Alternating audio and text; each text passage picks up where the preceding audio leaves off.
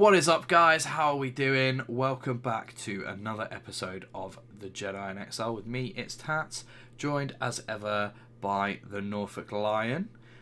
Today, we have a really awesome topic to discuss. We're going to be chatting about the one, the only, The Force Unleashed. So, we're going to be chatting about the game. We're going to be kind of giving you a little bit of an overview as to what goes on in the game, what it's all about, and then we're also going to chat to you about our thoughts on it in general. Do we rate it? Do we think it's worth playing? Do we think that maybe it stands up to go back and playing today, now that it's a little bit old? I think 2008. Yeah, it was a PS2 kind of game when it came out. PS2, PS3, on Yeah, that border. yeah, So yeah, Brian, let's get straight into it, mate. Talk to me. yeah. Well, I actually really liked it. Obviously, the first thing to say is that it's not canon anymore. So for those who haven't played it, it follows the story. You can see the main character for those watching on YouTube of Starkiller, which we know was George Lucas's original surname for the Skywalker family. So it was going to be Luke Starkiller. So I think they've taken that, and he was basically Vader's apprentice. Um, so the story goes, Vader goes to Kashyyyk just after the Republic has fallen to basically go. There's a Jedi on there that he needs to defeat, and the Jedi's rallying the Wookiees against the Empire. And he finds this is Starkiller is the son of the Jedi who Vader kills. Takes him on as his apprentice, and it goes through the story of, ultimately the plan is to kill the Emperor, um, so Vader can take his place as the master and Starkiller can be the apprentice. And there's some really cool levels. I mean, this is one of the. If it was the first kind of Star Wars game that you had these levels and it expanded the universe as a game. I know we had like Knights of the Old Republic, but in the actual Skywalker saga era, this is the game that just expanded everything. And there was that really cool poster, weren't there, of Starkiller bringing down the Star Destroyer. Um, on one of the planets that you play. And Yeah. I mean, it introduced some really great characters. I thought Starkiller as a character was really good. It gave us an explanation at the time as to how the Rebel Alliance started. And I think that's And a I think that really was a real big deal. yeah. So the really important thing here is that this came at a time where we actually didn't know very much about things that happened between episode 3 and episode 4, and that's when this is set. So Yeah. at the time when it was released, and it was technically canon, this was really expanding the Star Wars universe in terms of, kind of like you said, how the rebellion was born, what was going on, what was Vader doing, what was the Emperor doing during that time period. Yeah, absolutely. And it introduced a load of key characters through the storyline that, would have been really big deals. So the first one is General Ramkota. So he was a Jedi, fought in the Clone Wars. The reason you can see the troops with him who look like rebel troops, he he didn't like the idea of using clones, so he had his own kind of militia, I suppose you want to call it. So when Order 66 was called, he wasn't destroyed. And he's tried to lure Vader. He knows that Vader killed a lot of the Jedi. He's been attacking Imperial outposts, trying to draw the attention of Vader. And of course, Starkiller is sent to kill him. And he's really integral. He's like the master in the storyline. You always find that in a Star Wars storyline, don't you? You've got to have someone who's like the kind of wise old master, and he kind of takes that role in this game. Well, I think that was one of the reasons that like, obviously we'll get to our own thoughts on it afterwards, but I think it's safe to say that when this came out, it was absolutely loved by quite a lot of people. Like, it was very, very Yeah, it's a really popular good game. with Yeah, Star Wars fans. And I do think that some of that success is partially down to it went back to the familiar. It went back to that old master who knows a lot teaching a young, inexperienced apprentice. So it's kind of that Obi-Wan Luke, Yoda Luke dynamic back yeah, again. yeah, 100%. Yeah, and Ramco, I mean, he features. He's one of the first levels, and then he comes back in sort of halfway through the story, because Starkiller blinds him, but then Starkiller goes back to him, because he needs help in, you know, trying to actually start a rebel alliance. So the Emperor and Vader task Starkiller with setting up a rebel alliance, so the Empire knows who to kill basically to get rid of the alliance, and in the end, obviously, they create their own downfall. So it's a really interesting spin, I think, that the Rebel Alliance was this, you know, let's create it to essentially flush out all the enemies, put them all in one place, so that the Empire Yeah, weren't. unite them all so that we know where they are. Yeah, so the Empire weren't fighting on 100 fronts; they were fighting on one or two because these people were coordinated and together. Really, really interesting that was the kind of tactic and the way they went. And actually, I think really imaginative story writing, because that Yeah, doesn't yeah. seem like an obvious way to go with this. No, absolutely not. No, and of course we see, um, Bail Organa. Um, so he's, we know is key. We know he's not in the original trilogy, but we clearly know that from the prequels that Bail is such a key character. We can see there for those watching on YouTube. You can see Mon Mothma, who's a familiar character, and then we've got a new character introduced, which is Garm El Ibis on the left. He basically, so the way they do this alliance, Bail Organa says, right, my wealth will fund the alliance. Mon Mothma will provide soldiers, and Garm, who's a senator for Corellia, where they build all the ships, will provide the fleet for the Rebel Alliance. So it's kind of this almost golden triangle of forming the Rebel Alliance, basically. They lucked out a little bit, didn't they? That all of these were sympathetic to the rebel cause, and they were like, "Yep, yeah, we'll do it." Because if any one of them hadn't been about, they would have been struggling. Yeah, yeah, absolutely. Um, that is the shack where Starkiller was taken. So that's from the cutscene right at the end, after Starkiller has kind of sacrificed himself to save the rebel leaders, because the Emperor is about to execute them. So And Starkiller kind of comes in and saves the day. And this game was also good because on that subject, at the end of the game, you could choose light or dark side. So just talk us through that. And which way did you go? I think on first playthrough I went dark side, and then went back and played and Ooh, went light. But I, showing your true this colors. is what I was thinking. Yeah, maybe I should change my background to red.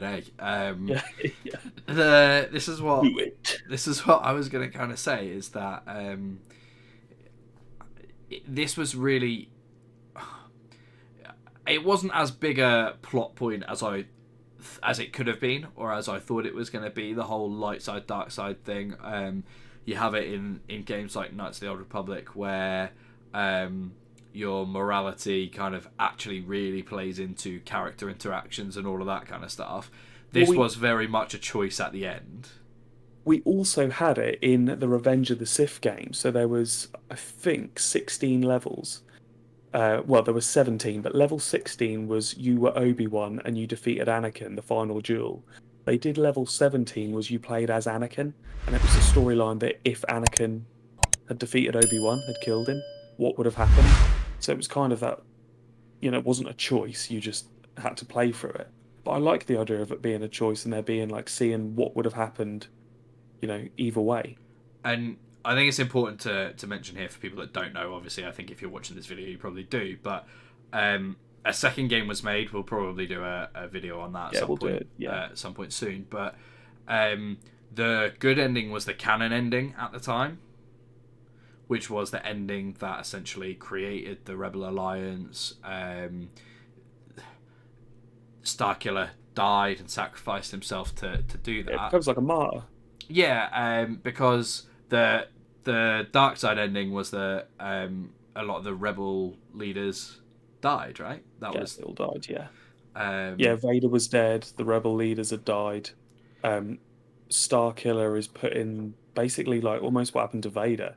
So the Emperor basically batters him, and then robots kind of rebuild Starkiller, and he's got this weird like robotic mask. yeah, and that became the ultimate edition of the game that was released that had all of these extra features and extra Yeah. levels and kind of DLC at the time, although it wasn't DLC, but what we would now consider DLC was the Ultimate Sith edition, right? And it was Yeah. essentially it played off the what if of the dark side ending a little bit more, so it was an easy way that they could give us extra content without it really meaning anything. Yeah. So I think you got like a showdown between Luke and Starkiller on Hoth, um, and Boba Fett was involved, and there were all of these kind of spin-off bits, and you got the armor. The other thing that I thought was really cool about the game was that you got a little bit of customization on things like outfit Oh yeah, and yeah, yeah, yeah. lightsaber color and things like that, which again we hadn't really seen too much of prior to this. No.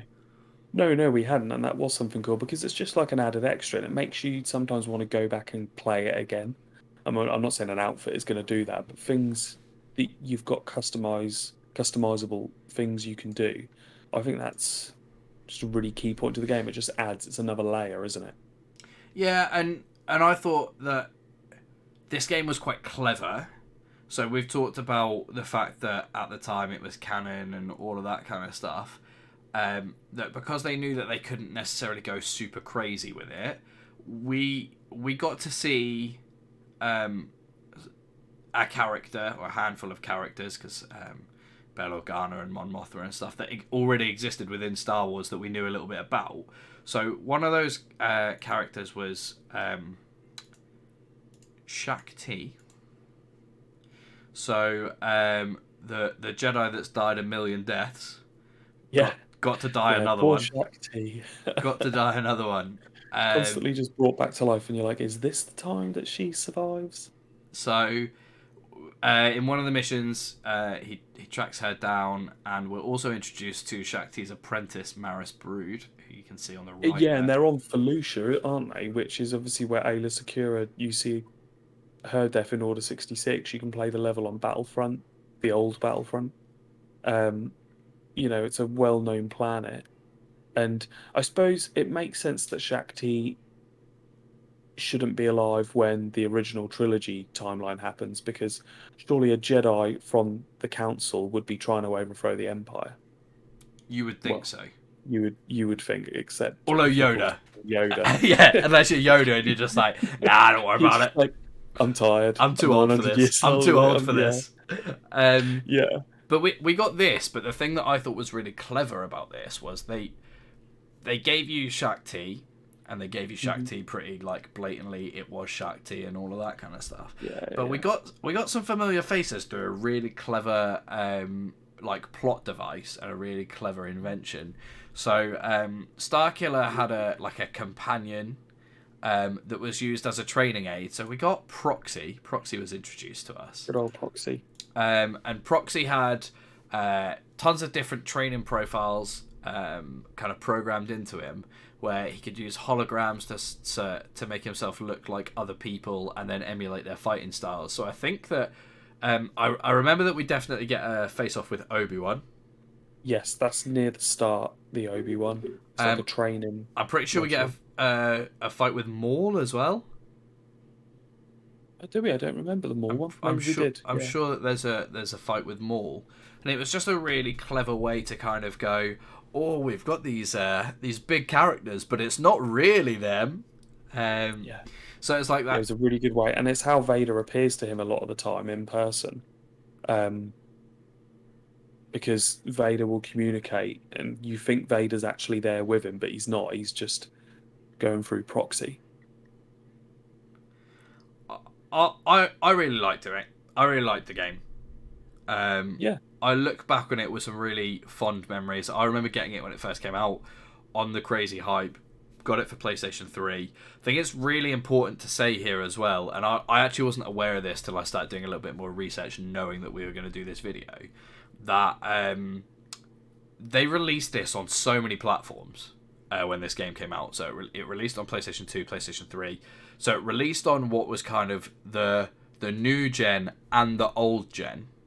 And there were differences between the games on the new gen and the old gen. Obviously, graphically, pretty obvious. I But had it on PSP as well. yes, so this is what I was going to say. So it was Yeah. released on Wii. It was released on Yeah. PSP. It was released on DS. It was Yeah. released on mobile as Oh, well. was it? Yeah. But all of these different games weren't the same game. They were Yeah, I was under going the to say the same PSP title. was, yeah, the PSP was slightly different. there were different features for it. So I think the PSP version featured dual mode, where you could essentially like just go into a combat arena and do characters against each Yeah, other. you could, yeah. That didn't feature in the console versions. The Wii version had the ability to use the Wii remote and the nunchuck to use motion controls, to use force powers, and all of that kind of I think it was stuff. one of those, that was probably that era where people were trying to get people, they realized that people maybe owned a PlayStation and a Wii and a DS or a PSP. And so they were trying to get them to buy it on all three different things. Like you see now with, I mean, the thing that springs to mind, the Pokemon games. If you want to, catch them all, you have to get the both versions of the game. You have to get Ruby and Sapphire. You have to get Red and Blue, Black and White, like because there's different story modes and different Pokemon on each game. And it's the same principle with this. They wanted you to obviously buy. It's a really good marketing tool, change the game up and advertise it differently. 100%. It's a clever marketing scheme. It's just crazy. Some of the differences are ridiculous. I watched a video earlier that broke down all of those differences and all of that kind of stuff. I will put the link to that in the description down below if you guys want to go watch it. I think it's about 12 minutes long. Literally just breaks down kind of all the different versions, which means that if you're looking to maybe go back and play it or try and get a hold of a cheap copy to try and play for the first time, you can work out which version you want to go and play. I'd recommend going to play it. I mean, my conclusion is that I actually thought the game was really good. Again, there's about an hour's worth of cutscenes, which in itself is like its own movie. I mean, not so much now because it's not canon, but it explains so much and it filled in so many gaps because there's a 20-year gap between episode 3 and episode 4. So it filled in so much for me as a fan. And the gameplay, again, at the time, I stress that, the gameplay, the graphics were really good. On because I had it on PS3 at the time. And the graphics on it were really good. It was, loads of different combinations you could do. We had Force Lightning. Like, there was just so much. And it was an improvement on the game before it, which was Revenge of the Sith. And, of course, the old Battlefront. Battlefront 2. So I just think overall it was a really good game, really great storyline. And I would happily go back and play it. And I have done. I mean, I did a playthrough last year on it. And I just, found it really, really good. Yeah, and I would agree with you. I would suggest. I feel like every time we do a review of anything on this channel, we always go, do it, watch it, or play it, or read it, because it's amazing. Like, it's not the best game out there. It's not. Let's be honest. There are games that have come out because the technology's moved on. There are games out there that are better. But if you love Star Wars, you love the concept of just kicking about with a lightsaber and like kicking the snot out of people, this is the game that you want to go and play. Like, this was so groundbreaking in Star Wars games, in that you could pick people up with the Force, throw them out of windows, you had ragdoll physics, you had new Force powers. That leads me into my criticism of the game, which is that at times you felt like you were absolutely invincible, and you felt like Starkiller was massively overpowered, and that the balance in the game... The Force Lightning, I mean, I just constantly used Force Lightning to defeat enemies because it meant you didn't really need to take damage. Every time you Force Lightning somebody, they stopped moving as well. So they couldn't then run towards you. And there was a lot of those issues they fixed in the second game. Yeah. But yeah, I mean, the Force Lightning element was just constantly use that. There you go. So that's probably my only criticism. There you the go, Force guys. Lightning, you could overuse it. If you're gonna go play the game, Force Lightning your way through to the end. Force Lightning is the way forward. Speed runners, Force Lightning. Exactly. But that was my main criticism of it. Other than that, I thought it was good. I thought the plot was good. Yeah. I thought the new game dynamics and the new game mechanics that they brought in were epic. And it felt like Star Wars. There are games out there it really did. There are games out there that come out for like based in the Star Wars universe. The new Star Wars Battlefronts, for example, and I'm sure we'll do a review on those at some point, and we'll go through Loot Crate Gate Well, and listen, you know all of it's that kind of stuff. But it's Star Wars when there's lightsabers and there's Darth Vader, yeah, and that's what this game fundamentally had and was about. yeah, yeah. Couldn't agree more. And if that sounds like it's up your street, pick up a copy, go play it. If you haven't, if you have, go back and replay it because it's great and it's fun and it's nice to relive those old memories. That has been our chat on The Force Unleashed. Thank you guys for sticking about and being here with us. Thank you for all the support you keep giving us. If you liked the video and you enjoyed what we're chatting about, please remember to actually physically click the like button. While you're there, you might as well hit subscribe and click the notification bell as well so you don't miss any of our new videos. But thank you so much. Drop a comment down below to let us know what you thought about the game if you've played it. Let us know if you're going to go and play it if you haven't before. And just if you enjoyed the video, let us know. Let us know what we're doing well. Let us know what we're not doing quite so well. We're here to improve. But you guys keep supporting. We'll keep creating. And other than that, guys, thank you so much. And we will see you in the next one. See you next time.